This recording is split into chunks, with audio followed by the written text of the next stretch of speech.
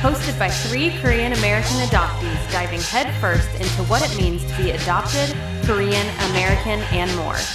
And now, here's your hosts, Nathan, Patrick, and KJ.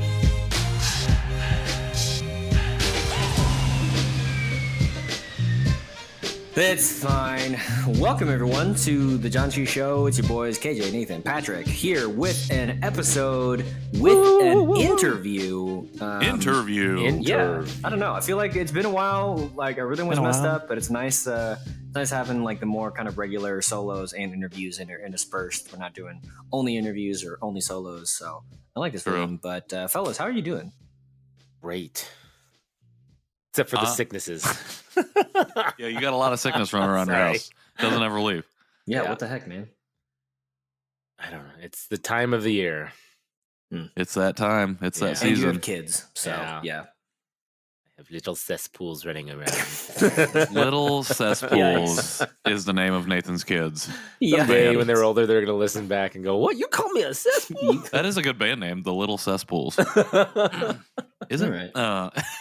But Patrick, you are, in a different room, which we commented moving on. Into your house. It looks like you're moving in, getting comfortable. Just, it is comfortable. I actually like this space that we're at right now. It was the catch-all room, and this weekend, Emily and I tackled it and got all the boxes taken care of and everything kind of set up the way we wanted it up here. And yeah, feeling good about that for sure. Gonna put some glow-in-the-dark stars on the ceiling. No glow-in-the-dark stars on the ceiling yet.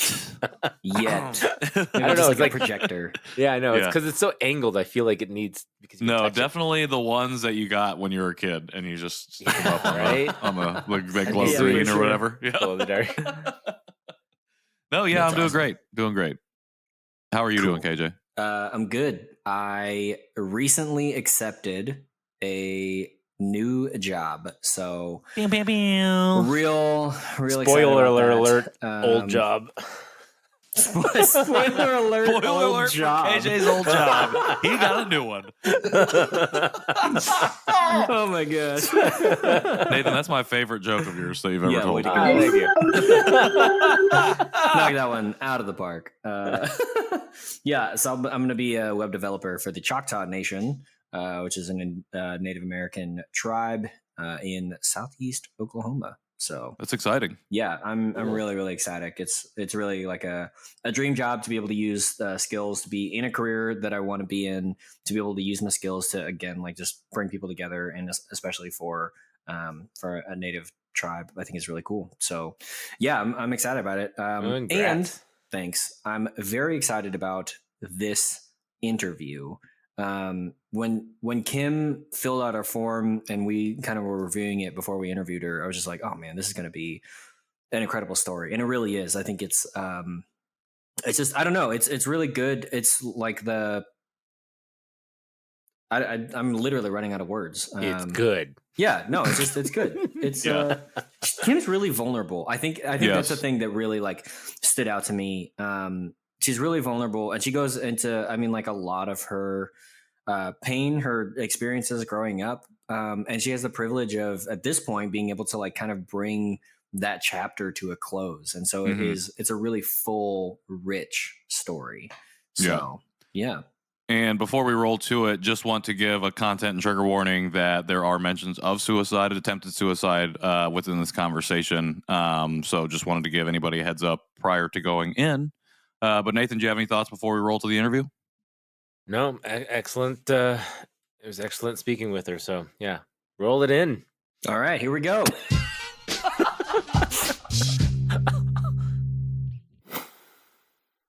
Welcome back to the Janchi Show interview portion. Very excited to have our guest on today. I'm going to ask my fellow co-host to welcome Kim Park to the show. Kim, thanks for joining us here. Yay. Welcome. Yay. And I think we've been trying to schedule you with you for a little bit. Is that right? Or is this a new scheduling occurrence? I think it was pretty solid. Yeah. Couple months, maybe. right? Yeah. Only a couple months. Only We're a cutting couple the of time months. down. We did it. We're cutting the lead It was time down. about 6 months, I think. Ooh, that's more than a couple. Well, that's a generous couple. I was being nice to myself, but thank you. I appreciate it. Well, Kim, excited to have you on. Excited to learn more about your story and be able to share it with our audience here. So, as we start off all of our shows, would love to ask you to share as much or as little of your story as you like. Okay. Thank you for having me on the show. Yeah, 6 months kind of went by a little fast. So, Nathan did pretty good. Not bad. He's great at it. Yeah, super good. We wouldn't have it any other way. Very true. So yeah, I guess I'll start where most people start. On record, it says that I was born in May 1985. It was a really cool, calm spring day, right? It says that in the paper? No, Yes. absolutely not. We opened on a cool, calm spring day in South Korea. Wow. It's like, this is wow. this is the most descriptive paper I've heard. You have a Right. screenplay for Imagine. your documents? That would have been pretty awesome.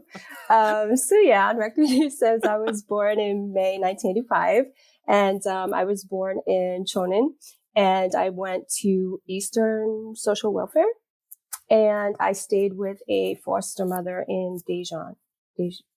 Is that the right pronunciation? Not sure. But I stayed with her, and then 6 months later, I was adopted to the States, to a white couple in New York. And so I lived in New York, this place probably like an hour and change north of Manhattan. So it wasn't too far. And I grew up in like this typical suburban neighborhood. And I was the only Asian kid on the block because that was like the really cool thing you wanted to do back then. And then so I spent most of my childhood there, and I eventually moved out when I was 15.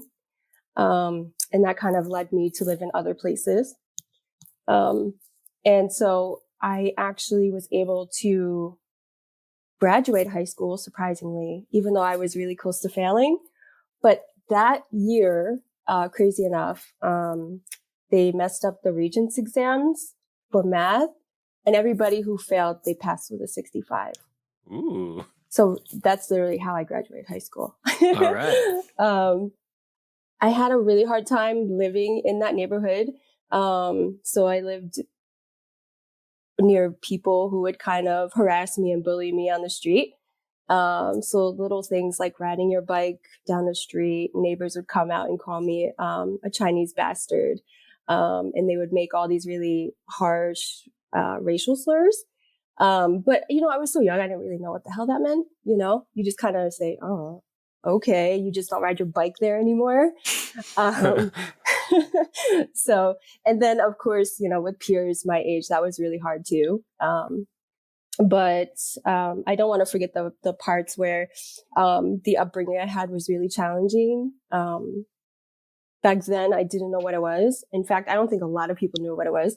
But the adoptive parents were hoarders. So I did live in a very filthy, unsanitary, unhealthy environment, which led to a lot of different things as well. So I had a lot of health issues growing up, and I didn't really receive medical care like that. So there was a lot of medical neglect. So what else can I say about them? They actually separated, and the adopted father had passed away from cancer. But he also struggled with alcoholism as well. And the adopted mother had left. So, to be in a relationship and so on and so forth. And then we lost contact after that. So, there was nobody else in the house except, the adopted father, myself, and his mother actually stayed with us for a bit. And that was really challenging on top of everything else that was going on. I would have to share a bed with her, and it was just awkward, and it was just strange. So, a lot of abuse was happening as well. And I actually didn't find out I was adopted until 7-ish. And that was just kind of like by accident, I think. There was this big adult argument going on, and it came out like, oh, you know, you're adopted, like, because your mother didn't want you. And I was just like, okay, you know, what do you do with that information at that age? You're like, all right. But I was really into school at the time too. And like many others, I was put into a Catholic school. Because everybody wanted to wear like that really cute outfit, right? And match. That's true. I've heard many people say they love uniforms. The white polo shirt or the red polo shirt with like the plaid skirt. The plaid or the pleated pants, just a navy blue pants. Yeah, ours was blue plaid, and with like a light blue polo. Yeah, it was really. We got light blue. Yeah, it was light blue, and like really ugly shoes. So I stayed there till about 6th grade. And then the pastor of the school ended up being fired because he was using money to fund his alcohol addiction. So I was pulled from there and I entered a public school, which, I mean, was complete hell. I mean, I think that's the best way I could describe it. So in Catholic school, I faced a lot of like bullying from the educators. And then in public school, I faced bullying from my peers more often. I think being one of like 5 Asian faces in the school didn't help at all. And this was before, you know, Asian culture became a thing. So yeah, that was pretty tricky. And during this time, it was so turbulent for me, not just like with the home environment, but I was like running away a lot. I was fighting a lot. I just didn't know where all this anger was coming from. And I may look innocent, but back then I was gangster. Like I would fight anybody. Like I was just ready to throw down, which unfortunately led to my suspension and I had to go to an alternative school for a bit. But your form said you'd grab anything metal or something. I was like, wood's not going to cut it, Nathan, obviously. Yeah, wood wasn't strong enough. It needed to be like the metal locks that you would put on lockers. It had to be desks. It had to be chairs. You know, even like textbooks. Even WWE Battle Royale stuff. Yeah, it definitely was. Someone's always yelling, "Give her the chair! Give her a chair! Where'd you come from?" Just a person walking by in the hallway. Yeah, chair. Like we're in the middle of study hall. We're reading. Everyone is reading. It's so quiet. Right, exactly. So yeah. And you know, once I got older and would reflect back on the younger years, I would think, how come nobody found this alarming, this behavior troubling? Because I would go to school in dirty clothes. I would look really disheveled all the time because I couldn't bathe. I wasn't being properly cared for.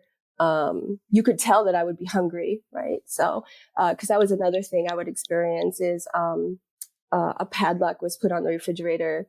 And if I opened a cabinet, I would get my ass whooped. So it just taught me that I couldn't really ask anybody for help, but I also didn't know how to ask for help.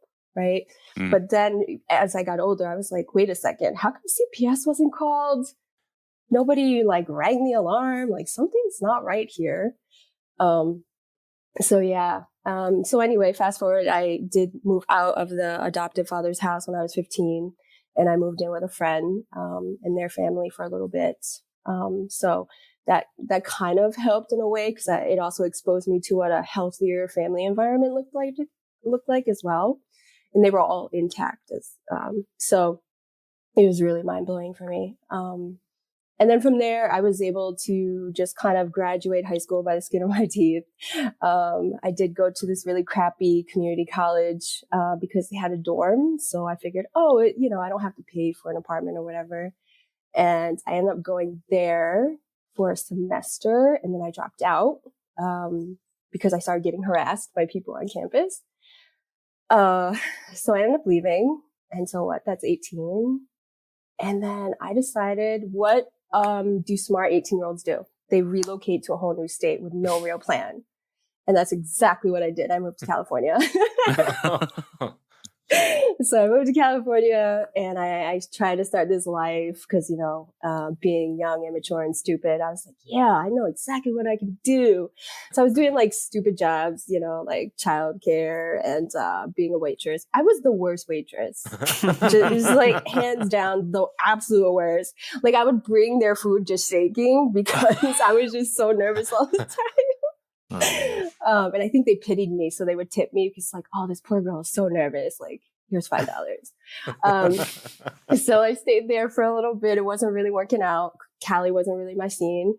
So I ended up moving to Chicago from there. And I really liked Chicago. So I stayed there for a couple years, like 3 years. Again, doing like these dead end jobs. I even worked for, what's it called? Save the Children as like a solicitor. And it was just awful. It was awkward. Just like, here, do you want to pay for this child? I don't know. It was hard for me to try to sell. And, thinking about that, I was like, was I trying to like traffic children? I don't know. But anyway, so I stayed there for a bit. And then ultimately what kind of brought me back to New York was a relationship. And then that brought me back. And so I just kind of dove into trying to figure myself out. And I didn't return to college. I just kind of left it where it was. I'm just going to be a college dropout. It's fine. And then I don't think it was until like 23, 24 where I really started questioning my existence. Like, where did I come from? And like, is the story I was told growing up true? And did my mother really not want me and all these things? So I did have some information, but it wasn't like the adoption name or anything like that. So I decided Google was great. And I went and searched up all the international adoption agencies and the agencies in New York that handled international adoptions. And that kind of narrowed it down. So I emailed everybody and was like, hey, do you know me? This is the information I have, blah, blah, blah. And I got some responses and they happened to be Eastern and then Parsons in Albany, which is now Northern Rivers, I think. So I had started contact with Eastern, and of course they said, we can't talk to you directly. It has to come through Parsons. And so it was just kind of back and forth with them. And I actually got information pretty quickly. I think the turnaround was about 3 months. And they just sent me back this little blurb that said, hey, this is your case number. The lady in the picture, we're not sure who she is. You were born at this hospital and your parents had separated. I was like, okay, cool. What do I do with this now? So I remember bringing it back to Parsons, like, okay, so what do we do now? Like, what's my next step? And I had no idea that I could find other adoptees to even begin talking about this. So I was turning to people, within my support system was like, hey, guess what I found out? And hey, this and this. And people were just like, all right. They didn't have any information for me. Like, that's the response I wanted. Dead silence. Yeah. Yeah. Thank you. Thank you. That was so validating. I do love crickets. Yeah. Another dead end. So anyway, I just kind of moved on and like life just kind of exploded from there. I was like, experiencing a lot of depression, which when I was a child, I didn't realize, or a teenager, I didn't realize I was experiencing depression as well. So I definitely had, like bouts of severe depression where I wanted to commit suicide.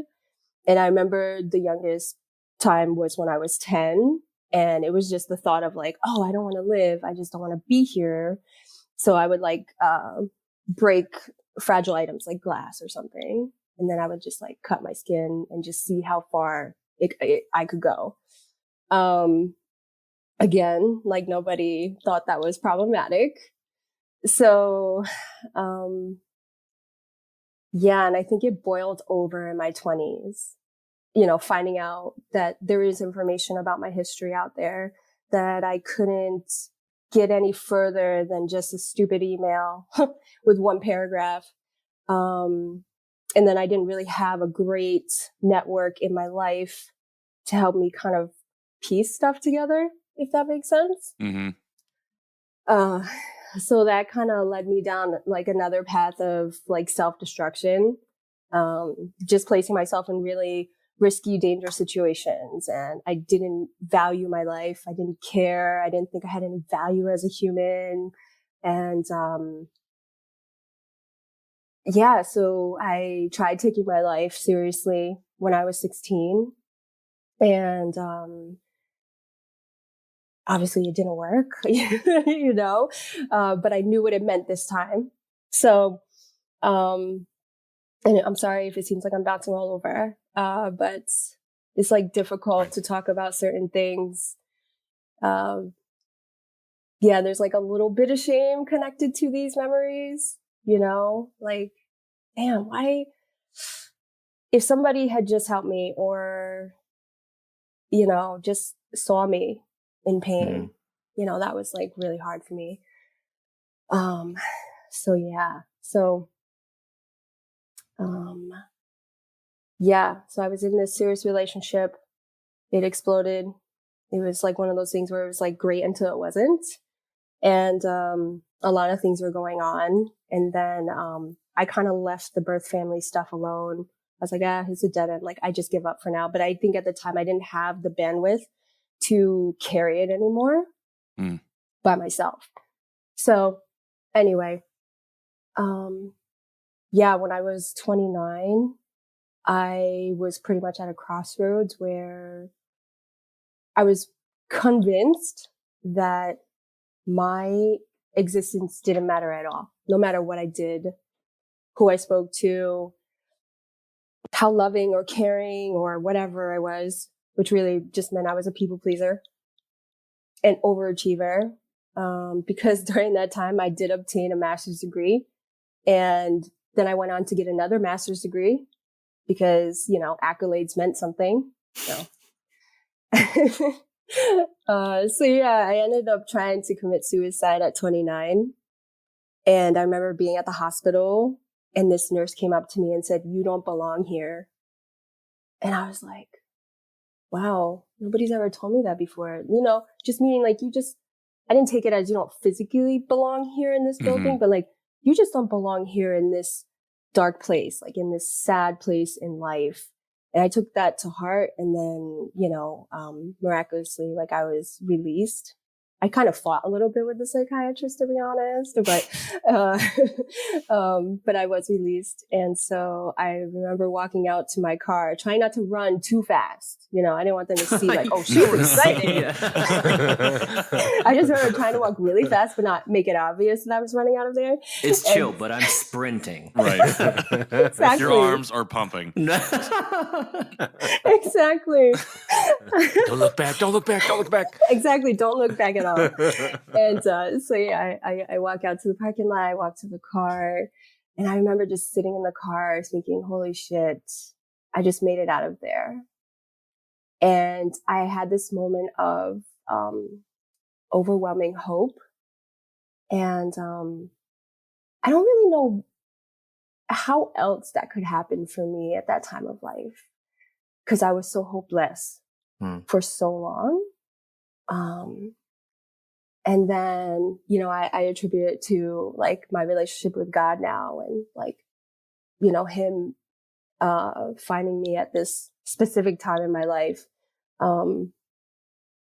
which really led to, you know, meeting other people in terms of I wasn't looking to connect with people who were religious. I don't even like the term religious, but I ended up getting this job as a teacher and meeting somebody, and we became really good friends. They're like, hey, just come, blah, blah, blah. I was like, nah, I'm not about that life. Like, whatever. So anyway, I started going, and it was really weird because my first question to the pastors were like, so what do I need to do to be initiated? And they just kind of looked at me and they're like, what kind of question is that? I was like, well, this is kind of like, you know, culty, isn't it? Like, what's the catch? Nothing. Like, well, we have tax breaks. Like, are you sure there's nothing? And they're like, oh, hey, you can fill out this form. Just put your name, your number, whatever. We're not going to stalk you or anything. And I was like, nah, I'm good. And they're like, okay. They didn't really push it. Occasionally they would kind of come up to me and be like, so are you going to fill out that Connect card? And I was like, nope. So I would just kind of go whatever I wanted. I didn't really want to establish myself there because I was really afraid of what could come of that. And then coming from like the super strict like Catholic background as well, I had already had it in my head of exactly what it would look like. But meanwhile, like the pastors are wearing ripped jeans, they're dressing pretty cool, and it's like I'm surrounded by people of color, and I was just like, wow, this is not a Catholic church. What's happening? So I was pretty blown away by that. But just because I had, started to kind of like dip my feet into the faith world, it didn't mean that things resolved overnight or that everything made sense all of a sudden. I definitely struggled for like a year after, around my 30th birthday too, just like, wow. Again, just like that deep sadness, and then I would think about the letters, the goodbye letters I would write to people and just offering a lot of apologies of I couldn't be a better person. I couldn't be a better friend. And clearly I didn't know how to be a daughter because why else would my birth parents leave me or not want me, and then to be adopted by people who clearly didn't want me and just mistreated me and so on and so forth. So I really was good at convincing myself of all the reasons why I was unlovable, So, yeah, I guess we can spring forward a little bit because I recently went to Korea for the first time, which was absolutely wild. So I feel like the timing of us doing this is pretty good. All right. Yeah. When did you go to Korea? I went in November. Yeah. Of last year? No, this year. Like a month ago? Oh, wow. I was like, I hope it wasn't in October because I was also there. That's awesome. No, it was November. Yeah. So I was there for the first time. I actually went with two friends of mine, not non-CAD, non-adopted. And I figured, like my two close girlfriends, we can go. It'll be great. Awesome. No, it was a shit time. I wasn't prepared for the complexities that were going to like meet me face to face. I had done so much preparation. I was taking Korean lessons for a year up to that point. I was like, yeah, I'm ready. I can have like a baby conversation and, order food politely and do lots of bowing, The three essentials, baby conversation, food, bow. Exactly. And I had this whole list of things like we all wanted to do. And oh my gosh, it was just a complete nightmare. And it's not like I want to blame anybody specifically. It was just hard for all of us to navigate whatever I was experiencing. And I was frustrated because I couldn't find words to explain what I was feeling. And I remember when the plane hit the tarmac right away, I started crying. And I didn't think I was going to cry, but it was immediate. And so there was this baby on the plane, by the way, who was crying. And I thought, did I cry when I came on the plane to America? Like, if I did, who held me? Like, did they care enough to hold me? Or they were just like, every man for himself on this flight, But yeah, so it was pretty emotional from the get-go. And I had made a plan to go visit Goal in person. Like, it was kind of last minute 'cause I didn't email them until a week before I was leaving and was like, hey, by the way, if you happen to read this by this date, I would like to meet in person. And they did. So I was able to meet them in person. And I remember being so pissed off that I couldn't find their building and going up to so many people on the street. Like, do you know where this is? Like, where is this? Tell me which direction. And one guy was like, oh yeah, it's literally right here in front of you. And I was like, oh, duh. You're like, they didn't prepare me for this in bowing class. I don't know how to get directions. I just know how to bow well. Ugh. Exactly. Dumb class. So I get in there and it says like 8th floor, and we get in this elevator and it only went to the 4th floor. And I was like, what the hell? this can't be the right building. And I just felt so defeated at that point. I just sat in the lobby, just pouting like a child, like, this isn't going to work out. Like, what the fuck am I doing here, you know? But anyway, my friend actually found it. It's a different elevator that went from like 8 to 12. I was like, who does stuff like that? Koreans. Yeah, apparently we do. Yeah. So you get up there, I meet them, we sit down, and I immediately start crying, like uncontrollably, that deep soul cry that you feel. And I couldn't catch my breath and I couldn't speak. And I was just shaking with all my paperwork in my hand. And then I just was like, please help me. So we were able to, you know, talk it through, and they were like, oh, okay. Like, so we're going to call Eastern. We're going to see if we can get you an appointment. We can't guarantee it, but we'll see what happens. Like, sure. So we leave. And mind you, I had made like 150 flyers that I was ready to post up in Chonin. Like, have you seen me? Do you know me?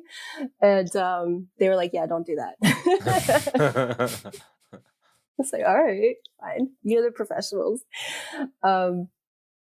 So yeah, it was actually the next day that I was able to go to Eastern with the goal social worker. Mm-hmm. And I'm so glad she was there because she held my hand through the whole thing and kept me from wanting to leap across the table and just rip the paperwork out of this lady's hands and just have a complete meltdown in the office. But the social worker was very nice. You know, like, she was very apologetic, which I don't think she really knew what else to say. She actually reviewed the file with me, pretty much everything except the case notes, which outlined, oh, hey, this is the birth parents' names, locations, and phone numbers. They did say that I had 3 older sisters and a younger brother. Oh, wow. And as far as they knew, I was the only child adopted. Mm. And that the parents actually didn't split up at the time. So they're really not sure how that information got, you know, mixed up. They confirmed the lady in the photo I have is the foster mother. And I did ask, like, oh, hey, can you find her? They're like, you do know she was 42 at the time. Like, she might be. We don't know, right? Mm-hmm. And then they said that they've called several times, and the birth father keeps like angrily like, rah, click, and hang up the phone. I didn't know that they actually contacted the birth mother until that visit. And she said that when she called, the lady had said, oh no, like, I have all my children with me. I don't know who that is. Mm. And, that was really interesting. And so the social worker was like, listen, this is not unusual. We're gonna send them a letter, because sometimes that'll help birth parents really marinate on it a bit. Like, all right, cool. Tell them I don't want anything now. Like, I don't want their money. I don't care about their land. I don't want their goats. Like, whatever they have, I'm not interested in. Right? So yeah, so then we were going through the record, and there was this letter in there, and I was like, oh, what is that? And she says, oh, that's a handwritten letter from your adopted mother to the mother. And I was like, no, burn it. Just get it out of the record. And she just kept asking, like, why, you know, like, how come? And I was like, if there's anything you could do for me right now, I just need you to get rid of that letter. Burn it, shred it, do something. And she was like, okay. She took it out. For all I know, she probably put it back in the file. I don't know. But the goal worker did ask to get copies of information, and they actually did give me copies. So I was able to leave with something that I could touch and feel. I was like, yeah, I have something. Like, this feels like a win. Because I've heard some people don't get anything. Exactly. Yeah. And I was expecting for them to say, yeah, no, you can't have any copies of this. This is sacred information. But a lot of what was in the record, like, I had seen in my immigration record as well. Right. So I was like, oh, okay. But the things I didn't see were the pre-adoption assessment and their little evaluation, and then post, or like right before adoption, which I think they called like post-adoption or something like that. And I remember reading some of it, and it does have the father's family name listed, and it has the mother's family name listed. I didn't know the mother's family name, but I found out it was Kim. And then the father's is Park, right? I legally changed my name to my Korean given name, just with the exception of keeping Kim as like my first. And then my Korean name would be my middle, and then Park would be my last. So it was kind of like strange to know, oh my gosh, like the family name is Kim. That's crazy. And then here I am like Kim Park. It's weird. It was such a weird moment for me. But also to find out that I had these siblings out there that existed, or I think they exist.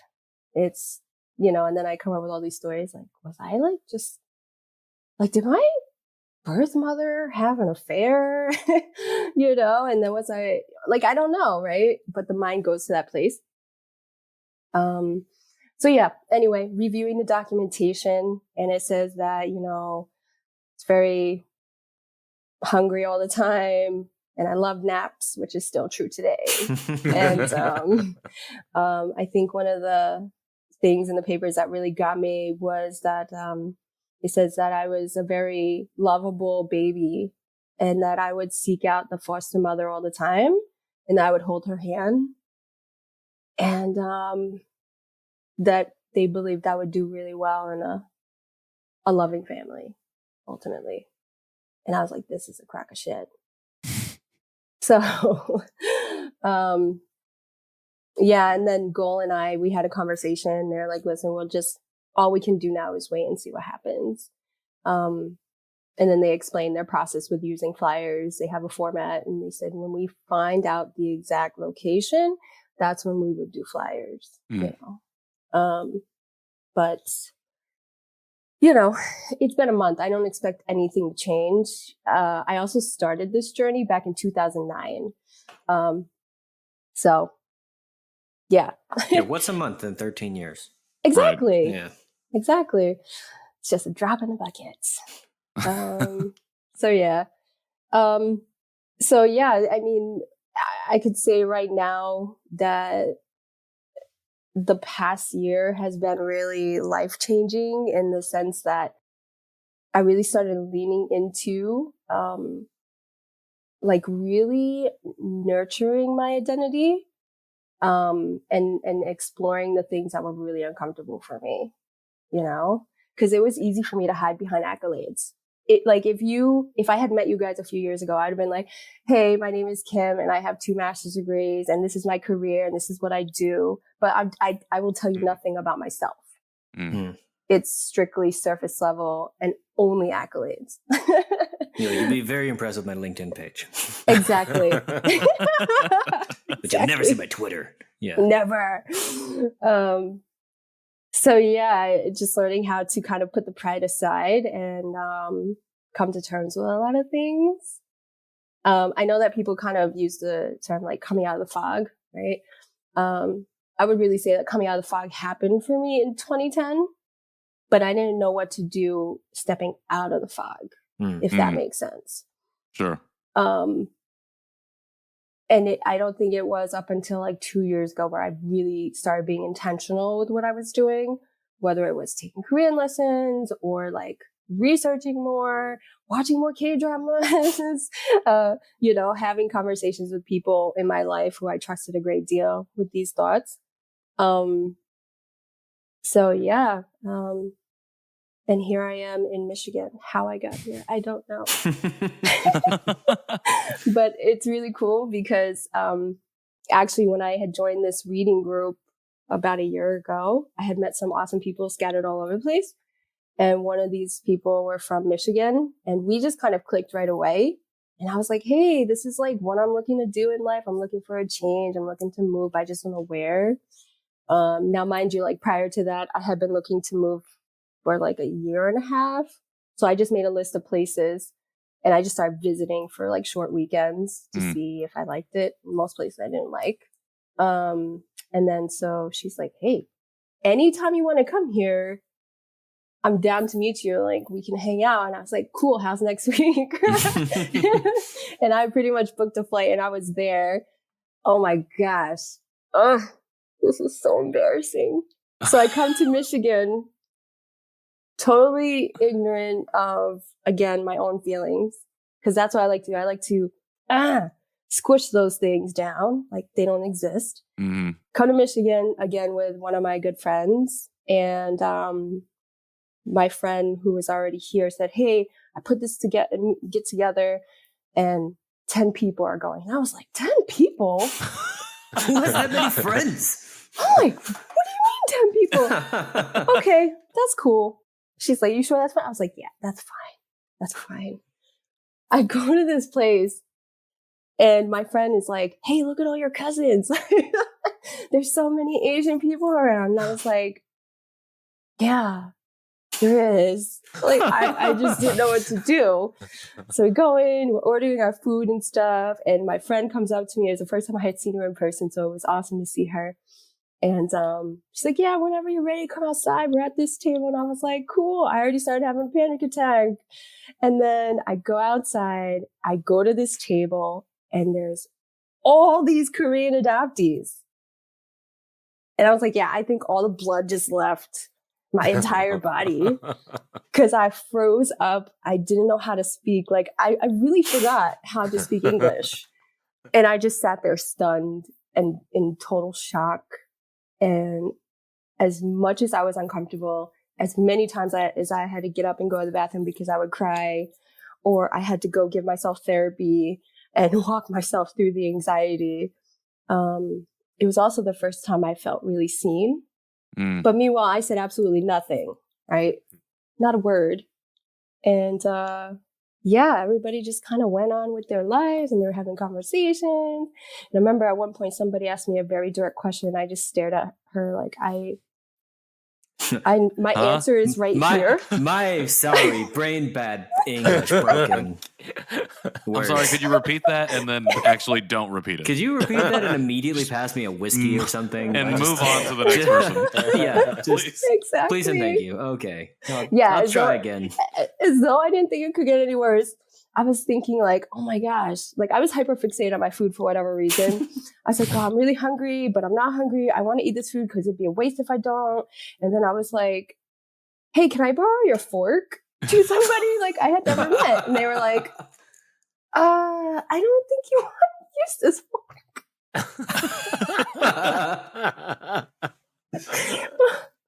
And I was like, oh my God, I might as well just crawl into the corner right now. And then somebody at the table shouts out like, well, now we know how we get COVID. And I was like, wow, this is so embarrassing. When they hear this story, they'll know exactly who they are. But yeah, so I remember leaving that night and I was just completely broken inside.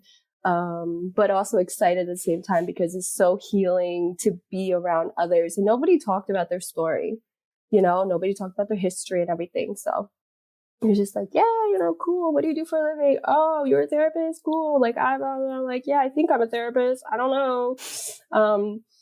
So it was really awesome. And then I remember just kind of processing that on the flight back. And my friend had asked me like, what do you think?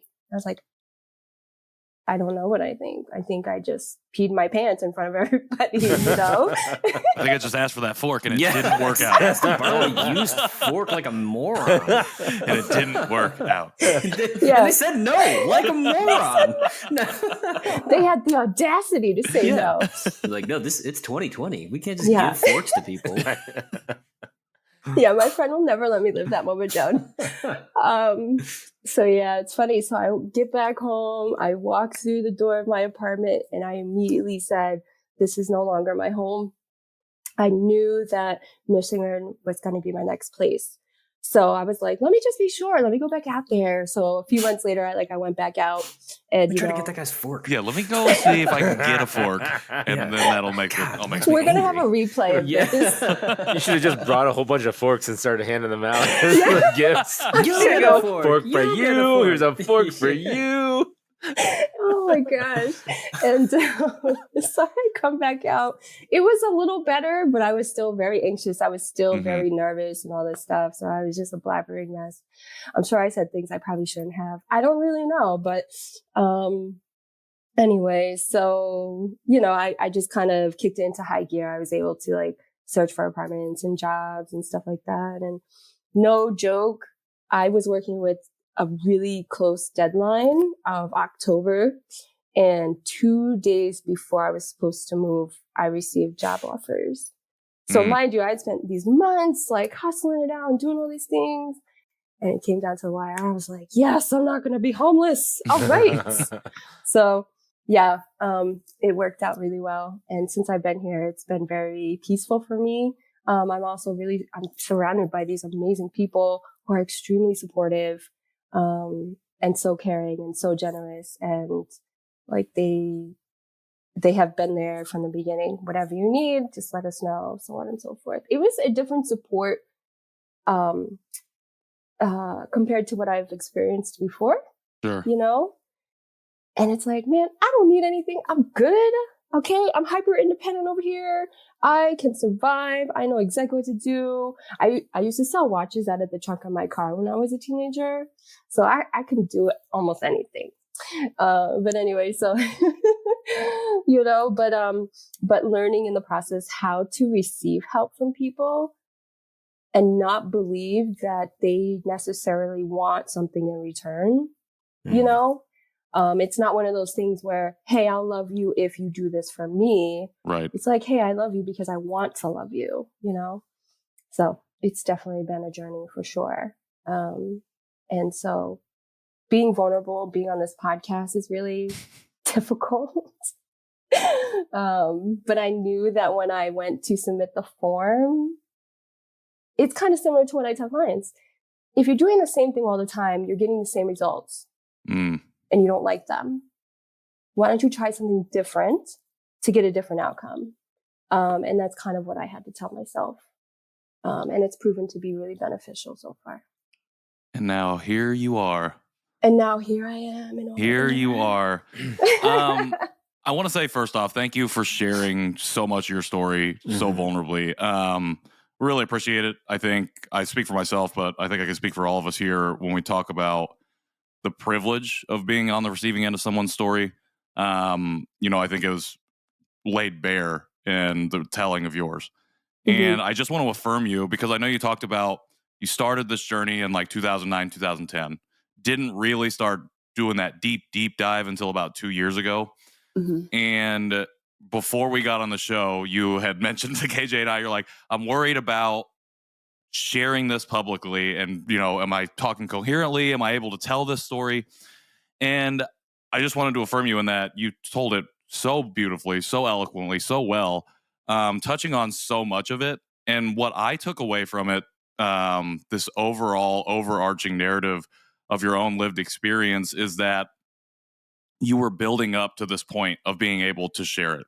I could tell that you've been sharing in bits and pieces, but it feels like this is, to me, felt like one of the first times you've been able to like really go from point A to point Z or wherever we're at currently and be able to walk that whole path. So I really appreciate you being able to walk us through this entire journey because we don't always have that in stories because some people are still piecing it together. Some people only want to share certain pieces and, that's okay. Wherever somebody's at to be able to share, that's amazing. And I just wanted to say thank you for sharing that with us.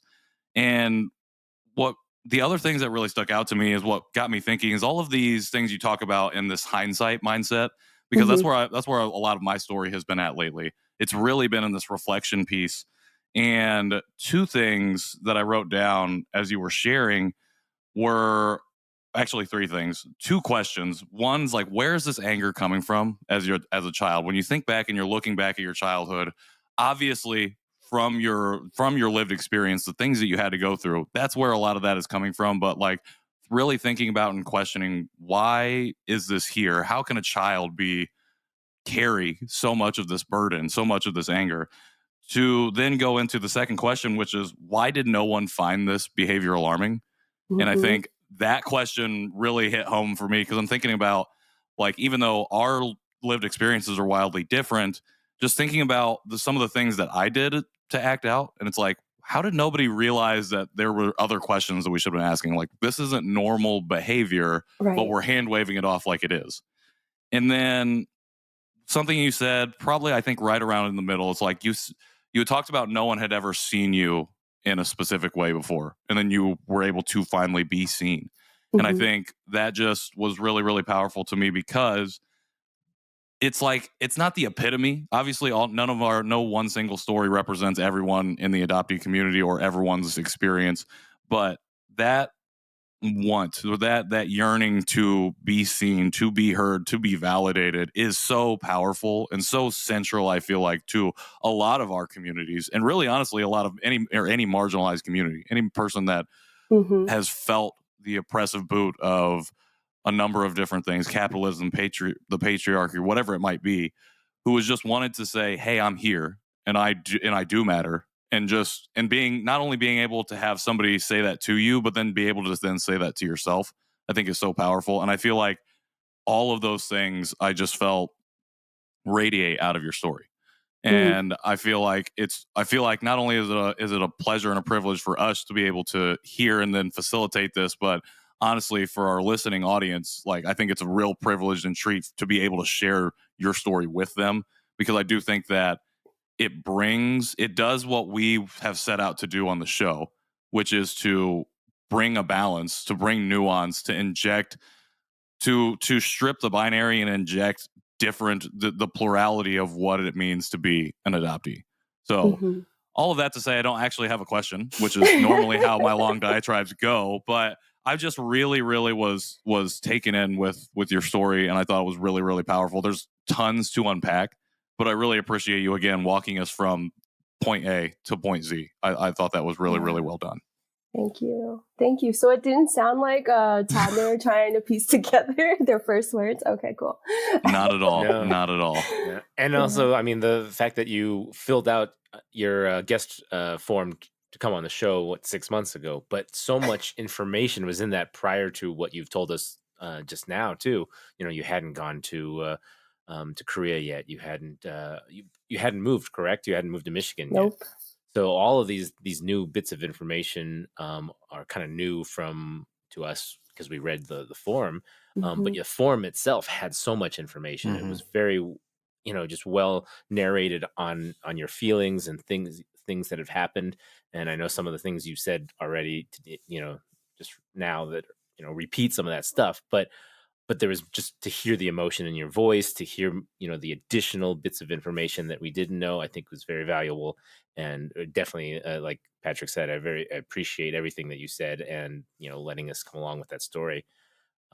Especially, knowing that you have found some of a community in Michigan too, I think is so valuable and really happy for you. Yeah, thank you. Who knew I'd find people out in the middle of nowhere? I don't. we know actually a lot of cats in Michigan. So where exactly are you in Michigan? I'm in Ypsilanti. Ypsilanti. If I'm pronouncing it right. Locals say Ypsilanti. Apparently, I don't know where Michigan is. So you don't. That's know right. You don't. I don't know where anything is because I'm a dumb idiot. Dumb idiot. Got me. No, I want to echo what my co-host said. I think it is a really beautiful story.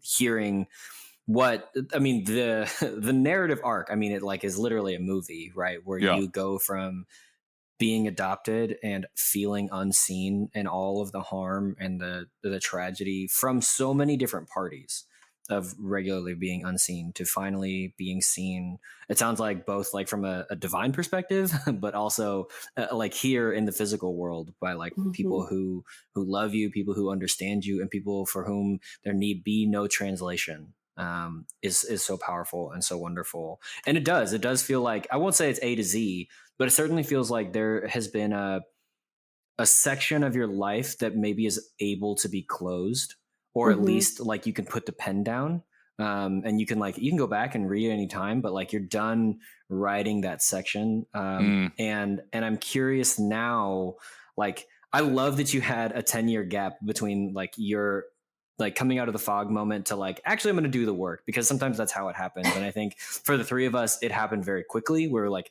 come out of the fog, have our like apocalyptic, like our moment of revelation, and then immediately dive into, all right, so what does this mean for me and whatever, blah, blah, blah. And apparently we started the podcast somewhere. Yeah, I was like, and now I got to start a podcast with two exactly. strangers. Just the things that you do, right? And so I love even from the, and I think it is often that you have those like, I don't know, suddenly I woke up and I was like, oh shit, I'm adopted. And that means, and I got to figure all this out. Right. But for you, it was like, I'm going to deal with this later. and then, and it was 10 years. And so some of those things had time to percolate. Some of those things, maybe you just set aside and now you have time to sit and percolate on them. So I'm curious, where are you? I know you're just coming off a trip from Korea, but like broadly speaking, where are you sitting, feeling? What are you experiencing as an adoptee, as a Korean, as this version of yourself? That's a really big question.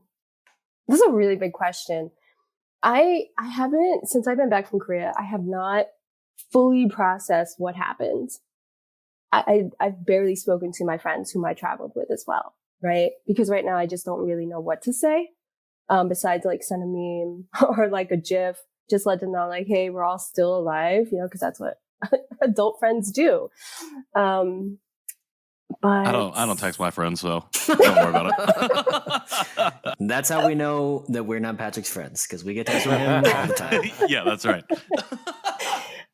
So I haven't pieced it together, but I don't think it was until yesterday I actually sat down and would look through pictures, because that's for me how I process things, like through some type of photo or listening to music or spending time writing. It'll just start unraveling itself, I'll look at pictures. I'll just kind of remember like the sounds and smells. And what was crazy for me is that I felt on a very visceral level, right? But I also felt very comforted being there. But mentally, I was in pieces, because I'm overthinking and analyzing everything, blah, blah, blah, blah, blah. Yep. But anyway, so, where I am now, I'm actually in a really comfortable place, because I feel like identity development doesn't necessarily stop at a certain point. It's always going to be evolving, or at least that's what I think. But I feel more confident and comfortable in who I am as a Korean American.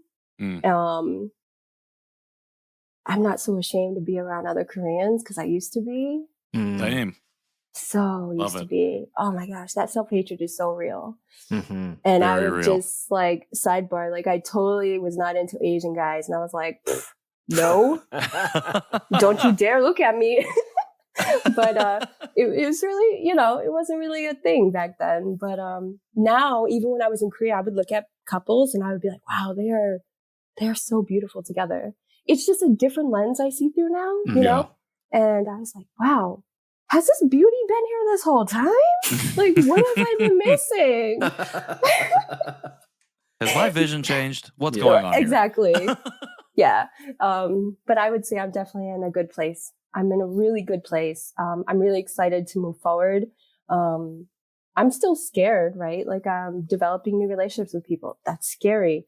I could have met with them 50 times already, but I'll still be scared. That vulnerability, that wanting to, I want to take my relationships differently in terms of I want to be intentional 100% of the time.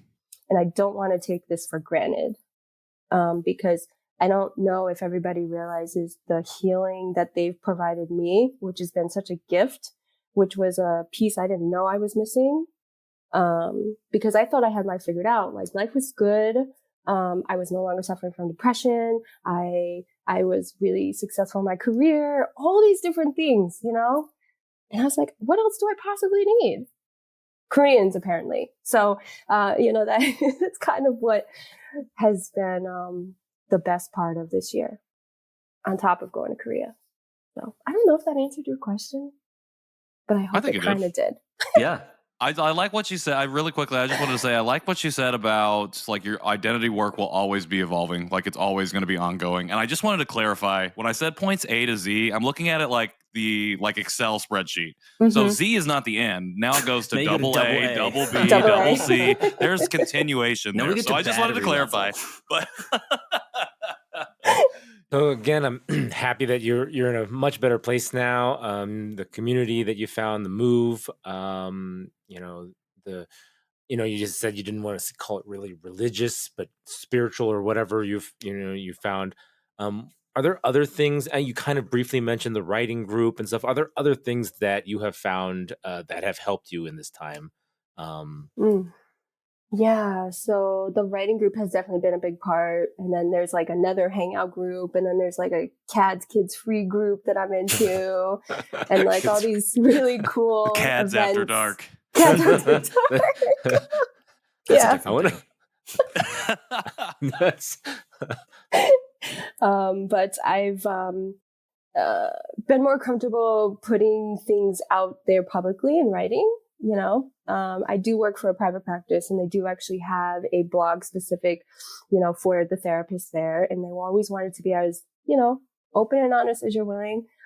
They've recently asked me to write something specifically related to adoption and birth family searching. So I've definitely allowed myself to be out there a little more. Like I've written something for Khan before. I'm also like trying to develop a website for Korean adoptee stories in written form, and what else? And being open to asking questions, Yeah. and being okay with not having the answer. Yeah. What kind of questions are you asking right now? Is it snack time? That's a legit question. I think that is a legit segue into our food portion. Let's go. That was great.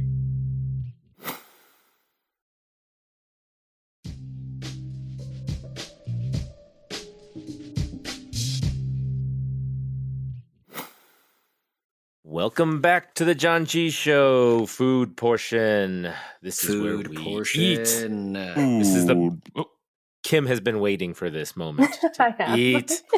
She No, we demanded it. She demanded it. She's the first You heard guest her. who demanded That's snack time. amazing. He's like, let's now eat I want snacks. a guest to be like, you know what? Can we actually start with the food? I know. I'll tell my story later. Can we start Oh, we don't. with this? We don't do food the whole time. We don't. I didn't know you don't do food the whole time. I thought we eat throughout the entire show. What? This isn't a mukbang? How about 1,000 pounds of rice? Why not make all this food? What? All right. So that list I sent you, did you buy like everything on the list? If you I found it? tried looking for all of them, but the only one I could find were the dream cakes. Yeah. Well, these look good. I don't know what they're going to be like, but we are eating Lotte's Dream Cake Cacao. Cacao flavor. Cacao flavored The, premium pie with the- creme filling. Yep. The Cream filling. filling. However, every time I've seen a picture that looks like cream filling, it's not as creamy as that. So I'm hoping it is That's Korean snacks Marshmallowy- minimal on the filling. marshmallowy Generally. goodness. I don't know. Generally. I don't Yeah, want it to be but- marshmallowy though. I don't know. But I knew Patrick liked chocolate, so I got a lot more chocolate this round. So I would tell our listeners more about it, but Nathan, I like steak. Get more only steak. sent me next I'll time. get Heart more of steak the items box. for you. It also has Russian on the box. So I What? don't know what Does that's it? about. Yeah. KJ likes, So- as Oh we my found out gosh. last episode, Yeah. KJ likes cheese, and I like chocolate. I do like cheese. No clue what that's about. Oh yeah, But- that's right. But it looks like a moon pie. I don't know. This is going to be, Look at a choco choco pie. pie. I hope Yeah, it's it not smells like a it. moon pie. Yeah. The Korean is mong sueo. Sueo? Sueo. I don't know. It's I've a never seen it. competitive- I mean, I probably have, but Do we Yeah. all bite this at the same time? Or? I mean, You can slip- bite it You whenever can you just want. dive right into Yeah. it. Patrick's probably already had 3. So. You only sent me 2. Oh, sorry. oh no, they're crumbly. Yeah. Crumble. Very No crumbles. crumbly. I think I got all mine in my The mouth. chocolate's rich, Nope. though. It's Crumble really pants. It's kind of like dark.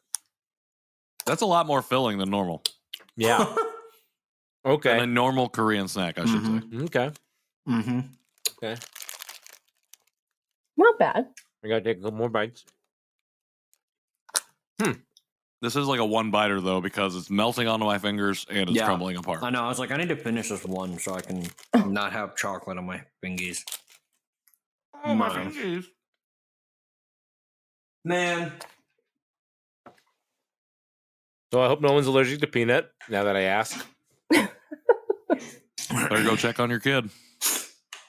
Yeah, I won't give it to him. I don't love having to stand up and brush the crumbs, but there's no way around it. There's a lot of stuff in this, but No way. There's no way around it. There's no way I could stick it.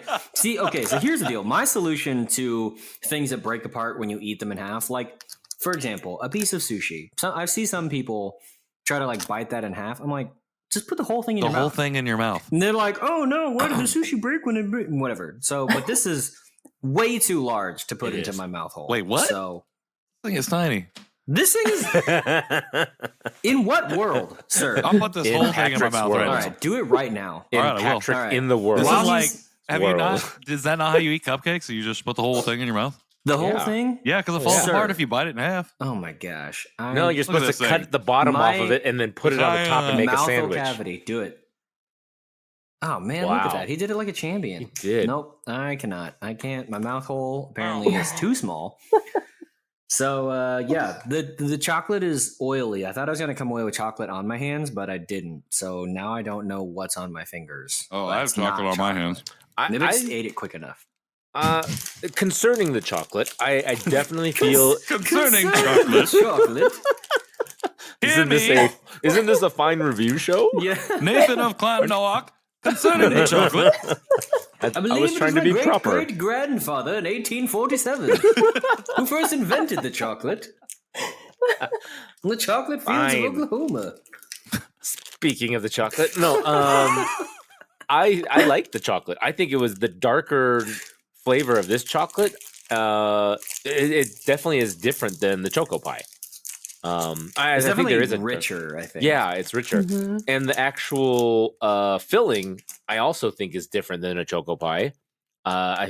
It doesn't like, I don't know. It's not as chewy as the Choco Pie filling. This one's more. It really is like a cream filling where it goes. You bite right through it. I'm gonna say I like it better than a Choco Pie. Oh, This hot feels like take. the fancier, I feel like the like- level yeah. up version of a choco pie. I think so. I feel like I haven't had a choco pie in a long time. Well, I have like rectify a that, ton sir. in my pantry right now, and I'm gonna go compare later.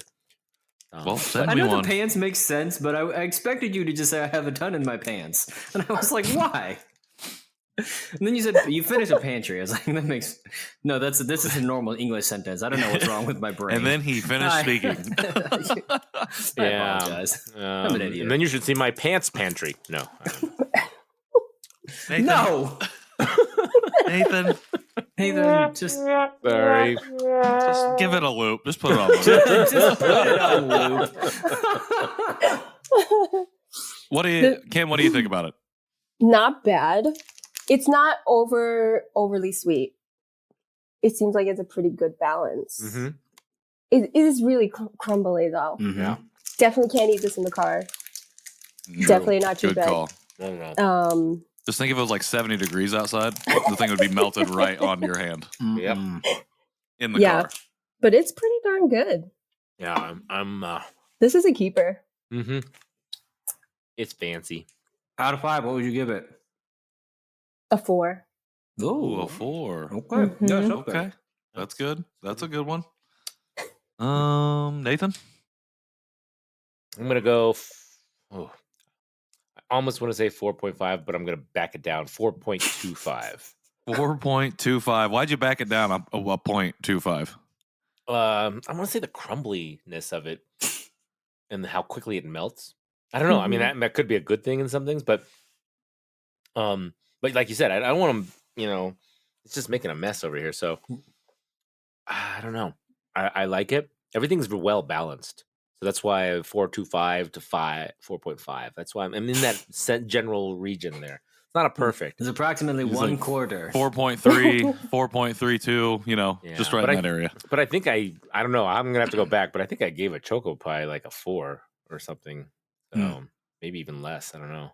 Yeah, I definitely say it's above a choco pie. Okay. I'm gonna Too give good. this a 4, which I think is pretty high for me for a sweet snack. I agree. It's really filling. I was entirely satisfied with one. I ate the second one because I needed to like prepare my statement. First one I needed to experience it. The second one I needed to think about it. Sure. But yeah, I mean, it was good. It was like, it feels like a proper mouthful, like a proper dessert kind of candy, not candy, but like a dessert snack, I guess. Good Yeah, with coffee and tea. Yeah, in a way that like a choco pie feels maybe a little less than, and some other dessert snacks can feel a little less than. So yeah, overall entirely satisfying. I like the richness. If it is a darker chocolate, like it is kind of well balanced for my. Apparently, I'm the kind of adult who drinks decaf coffee at night with my dessert like an idiot. So Who drinks decaf coffee? dude, it's just like like when you have that slice of cheesecake and it's too sweet and you're like, yes, I would like a decaf coffee, thank you. I've never once said yes. Yeah. I would like a decaf Apparently coffee. I'm that type of girl. So In whatever. 32 years. Agree. I It's can only fine. have decaf if at night if I'm wanting but to sleep. anyways, 4 out of 5. I'm gonna give it a 4 as well. I was gonna say something about it. Now I forgot. So that's probably where the not other expired, and maybe that's why we're giving it. Why we're thinking it's so That well. is very true. That might even just yeah. take it to a 5 just because it's not expired. No, I was gonna say that the filling is definitely more substantial than the choco pie. But I haven't had one of those in so long. I don't know if I could say this is better than that. I don't know. I think your description of it being the more highfalutin version of the choco pie is accurate, maybe, but Yeah. I need to go try that again. So I'm gonna it's go like 4. you got like a Chili's, and then one step above is like a Maggiano's.